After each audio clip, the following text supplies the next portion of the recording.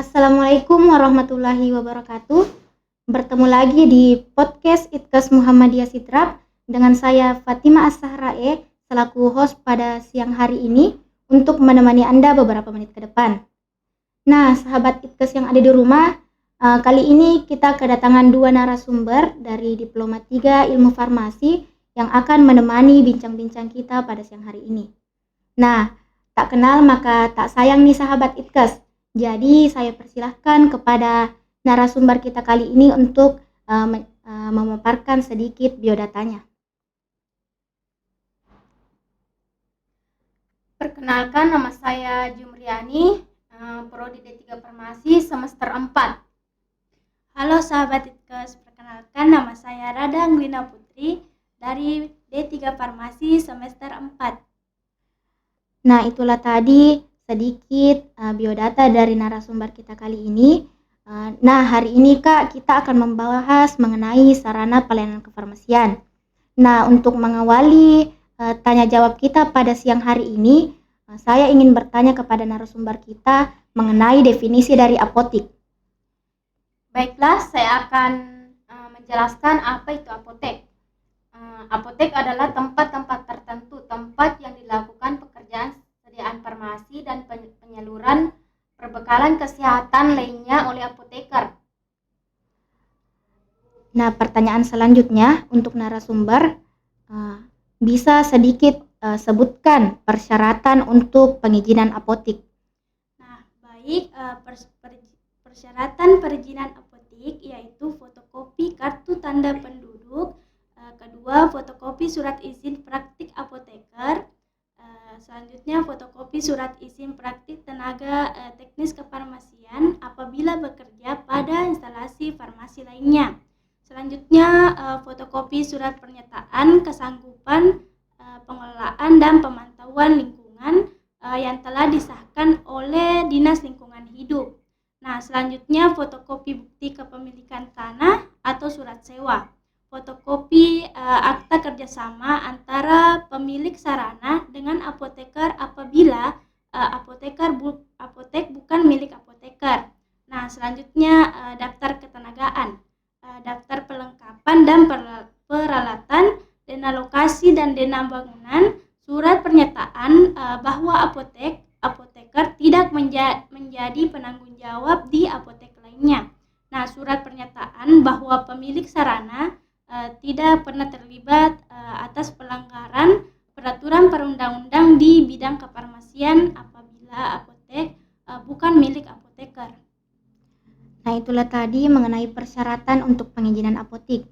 Nah, pertanyaan selanjutnya Kak, saya dan teman-teman yang ada di rumah pastinya ingin mengetahui sedikit mengenai alur dari pengolahan sediaan farmasi. Bisa minta tolong jelaskan sedikit dan secara poin-poin pentingnya saja. Ya, baiklah, saya akan menjelaskan alur pengolahan sediaan farmasi itu seperti perencanaan. Dalam perencanaan pengadaan sediaan farmasi, alat kesehatan dan bahan medis habis pakai perlu diperhatikan seperti pola konsumsi, pola penyakit, pola budaya dan masyarakat. Sedangkan pengadaan untuk menjamin kualitas pelayanan kefarmasian, maka pengadaan sediaan farmasi harus melalui jalur resmi sesuai dengan peraturan perundang-undangan. Sedangkan penerimaan merupakan kegiatan untuk menjamin kesesuaian jenis spesifikasi, jumlah, mutu, waktu penyerahan dan harga tertera dalam surat pesanan dengan kondisi fisik yang diterima. Sedangkan penyimpanan, di sini barang yang telah ada di apotek akan disimpan berdasarkan sesuai bentuk sediaannya seperti injeksi, sirup, tablet, dan lain-lain. Sedangkan pengendalian dilakukan untuk mempertahankan jenis dan jumlah persediaan sesuai kebutuhan pelayanan melalui pengaturan sistem pesanan atau pengadaan, penyimpanan, dan pengeluaran. Sedangkan pemusnahan dan penarikan sediaan farmasi dan bahan medis habis pakai yang tidak dapat digunakan harus dilaksanakan dengan cara yang sesuai dengan ketentuan peraturan perundang-undangan. Sedangkan pencatatan dan perlaporan itu pada setiap proses pengelolaan sediaan farmasi, alat kesehatan dan bahan medis habis pakai meliputi pengadaan surat seperti surat pesanan, faktur, penyimpanan, kartu stok, penyerahan nota atau struk penjualan, dan pencatatan lainnya dengan sesuai nota sesuai dengan kebutuhannya. Nah, itulah tadi alur pengelolaan sediaan farmasi yang dimana ada 6 alur. Yang pertama ada perencanaan, pengadaan, penerimaan, penyimpanan, pemusnahan, serta pencatatan dan pelaporan. Nah, saya akan bertanya kepada narasumber mengenai penyimpanan obat narkotika dan psikotropika, yang dimana jika dilihat untuk penyimpanan obat narkotika dan psikotropika itu di apotik merupakan hal yang tidak lazim atau lumrah disimpannya. Nah, baik, penyimpanan obat narkotika dan psikotropika.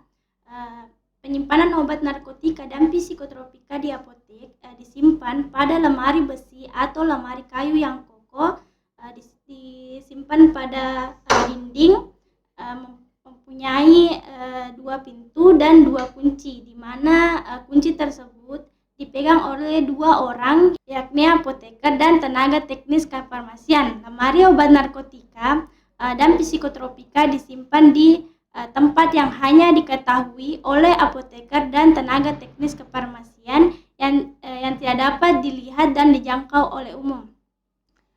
Nah, pertanyaan selanjutnya, bisa sedikit jelaskan mengenai perbedaan apotek dan toko obat berizin? Ya, baiklah, saya akan menjelaskan perbedaan apotek dan toko obat berizin. Menurut peraturan yang berlaku di Indonesia, toko obat hanya sebatas diizinkan untuk menjual obat-obatan bebas dan alat kesehatan ringan seperti plaster, perban, kapas, dan sebagainya. Sedangkan apotek diperbolehkan untuk menjual semua jenis obat, mulai dari obat bebas hingga obat dengan resep dokter. Seorang apoteker minimal lulusan fakultas farmasi menjadi penanggung jawab utama dari apotek. Nah, sahabat ITKES yang ada di rumah, itulah pertanyaan yang akan menutupi perbincangan kita pada siang hari ini. Kepada narasumber, saya mewakili teman-teman dan sahabat ITKES yang ada di rumah untuk mengucapkan terima kasih dalam membagikan ilmunya pada siang hari ini. Nah, sahabat ITKES yang ada di rumah, jangan lupa like, komen, dan subscribe podcast ITKES Muhammadiyah Sidrap. Billahi fisabilillah, fastabiqul khairat. Assalamualaikum warahmatullahi wabarakatuh.